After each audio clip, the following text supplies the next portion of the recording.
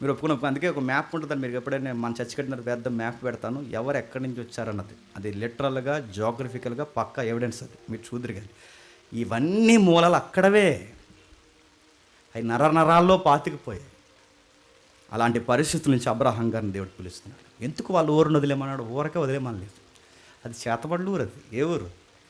ఊరు.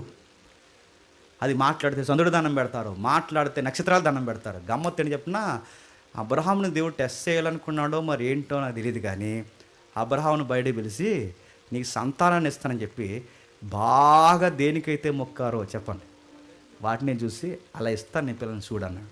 ఇప్పుడు అబ్రహాం ఏం చేశాడు చెప్పండి? నక్షత్రాలు దండం పెట్టాడా? ఈ సర్వాన్ని పుట్టించిన దేవా నీకు స్తోత్రము కలుగునుగాక అన్నాడు. ఏ నక్షత్రాలకైతే ఇన్ని రోజులు మొక్కారో, ఏ చంద్రుడికైతే మొక్కారో వాటినే చూపించి నెక్స్ట్ నీ సంతానం చెప్పండి.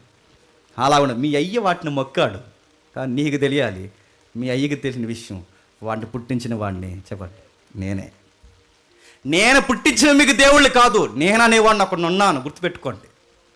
నేననే ఆయన ఒకటి నడిపిస్తున్నాను. ఆ ఊర్లో ఉంటే నీ మైండ్ డెవలప్ అవ్వదు, వాళ్ళ మూఢనమ్మకాల మధ్య కొట్టుకుపోతావు.